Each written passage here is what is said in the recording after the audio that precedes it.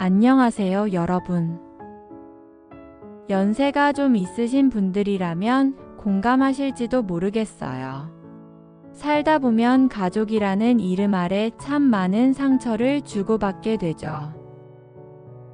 저도 한때는 가족이란 이름만으로 다 이해하고 품으려고 했습니다. 하지만 세월이 흐르고 마음이 닳고 결국은 깨달았어요. 아무리 피를 나눈 사이라도 사람이 사람답게 대해주지 않으면 그건 가족도 아니라는 것을요. 오늘 제가 드릴 이야기는요. 그냥 억울하고 화나는 그런 차원을 넘어서 제 가슴 속에 평생 지워지지 않을 감정의 골이 만들어진 이야기예요.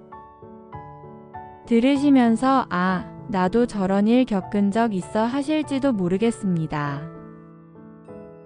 아니면 그땐 그랬지 하며 고개를 끄덕이실 수도 있고요. 아무쪼록 제 이야기가 여러분 가슴에 잔잔한 울림이라도 남길 수 있다면 그걸로 충분합니다. 저는 결혼한 지 5년 차에 접어든 아직 아이는 없는 평범한 주부입니다. 외형만 보면 평온하고 조용한 일상이지만 그 속엔 말로 다 못할 감정들이 겹겹이 쌓여 있지요.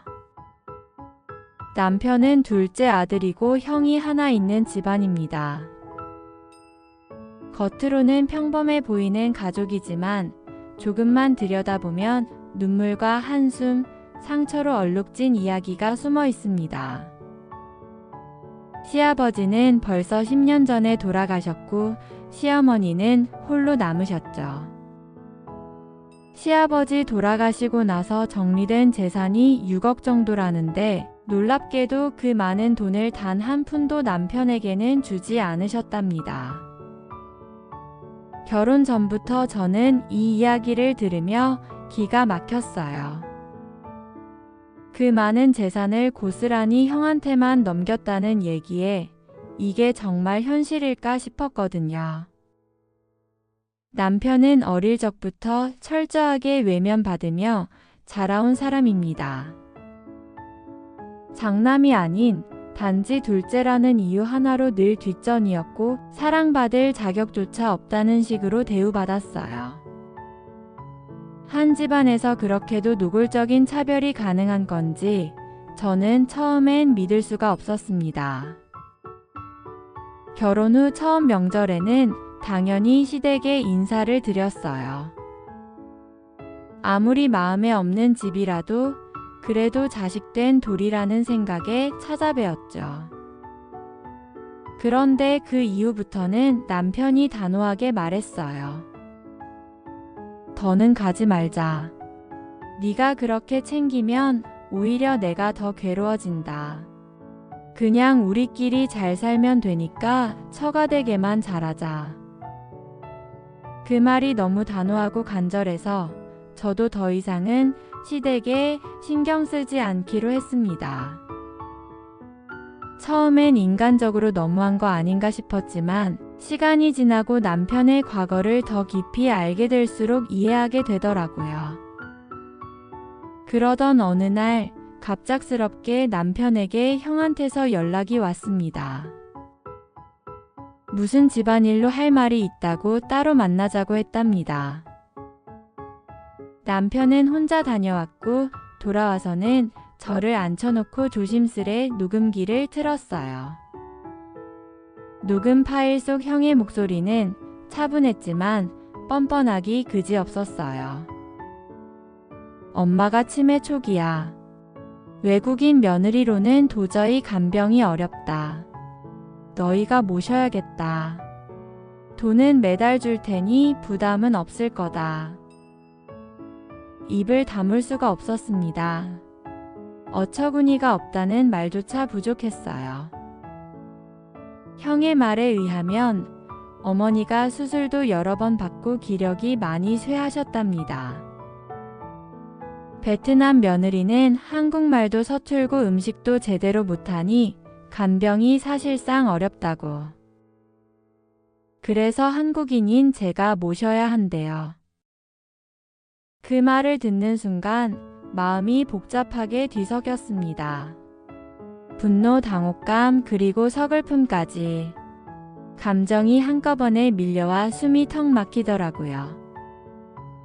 남편이 어릴 적부터 겪은 차별, 대학도 형보다 먼저 간다고 등록금 한 푼 못 받고 직접 알바해서 대학을 다녔던 이야기, 형보다 먼저 결혼한다고 욕먹고 저에겐 과일 바구니를 얼굴에 던졌던 기억이 주마등처럼 스쳤습니다. 그리고 지금 그들이 우리에게 바라는 건 시어머니의 간병이었습니다.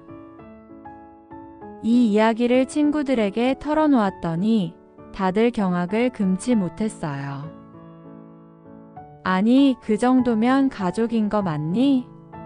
그냥 남보다 못한 사람들인 것 같은데 시어머니를 너희가 떠맡으라고 했다고? 말도 안 돼. 하긴 제 말이 과장된 것도 아니고 꾸며낸 일도 아니니까요. 단지 남편이 가족으로부터 얼마나 외면당하며 자랐는지, 그리고 그 상처가 얼마나 깊은지를 모르는 사람들이라면 이해 못할 수도 있겠지만 그 현실을 직접 겪은 저희는 너무도 생생하게 알고 있어요. 남편은 그날 집에 와서 말했어요. 이제 다시는 안 볼 거야. 장례식장에서 마지막으로 보는 거 외엔 이젠 연락을 하지도 말고 받지도 말자. 전화번호도 바꾸고 이사도 가던지 하자. 그게 마음이 편할 것 같아. 남편은 대학교에 합격했을 때 가족 중 그 누구에게도 축하받지 못했습니다. 오히려 형 체면이 뭐가 되냐며 나무람을 들었어요. 그게 그렇게 큰 죄였을까요? 형보다 잘하면 안 되는 집안. 그런 말도 안 되는 논리 속에서 남편은 늘 죄인처럼 살아야 했습니다. 어릴 적부터 형은 뭘 해도 칭찬받았고 남편은 아무리 노력해도 외면당했어요. 남편은 아끼던 기타를 부모가 부숴버리고 옷가지를 찢으며 소리 지르던 그 모습이 아직도 생생하다고 했습니다. 그게 가족인가요? 결혼할 때도 집안은 뒤집어졌습니다. 형보다 먼저 결혼한다고 형을 무시한다고 하면서 어머니는 저를 욕하고 제가 가져간 과일 바구니를 던졌어요. 그게 시댁에서 제 첫 명절 인사였습니다. 그걸 본 남편이 제 손을 꼭 붙잡고 말했어요. 미안해. 당신이 이런 일까지 함께 겪게 돼서 정말 미안해. 나 혼자서 끝냈어야 할 일이었는데 자꾸 당신을 끌어들이는 것 같아서 마음이 아파. 앞으로는 당신이 내 전부야. 세상 끝날 때까지 내가 지켜야 할 가족은 당신 하나면 충분해. 그 말 하나로 저는 그를 믿었고 함께하겠다고 마음먹었어요. 사실 아직도 마음이 편하지는 않습니다. 아무리 그래도 어른이 아프시다는데 모른 척하는 게 맞나 싶기도 해요. 하지만 다시 돌아보면 우리는 한 번도 가족으로 받아들여진 적이 없었어요. 사랑을 받지도 못했고 자식 취급도 받지 못했죠. 지금 와서 병든 어머니를 우리가 모셔야 하는 이유가 무엇인가요? 도리가 없어서가 아닙니다. 받을 자격이 없었던 그 도리를 이제 와서 의무처럼 요구하는 것은 그건 부당함 이상의 폭력이에요. 제가 너무했나요? 그렇게 생각하실 수도 있어요. 하지만 여러분, 한 번만 입장을 바꿔 생각해 보세요. 여러분에게 이런 일이 벌어졌다면 어떻게 하시겠어요? 저는 이제 저희 가족, 저희 둘만의 조용한 삶을 지키고 싶습니다. 다시는 상처받고 싶지 않아요. 너무 늦게야 찾은 평화를 이제는 부디 놓치지 않게 살아가고 싶습니다.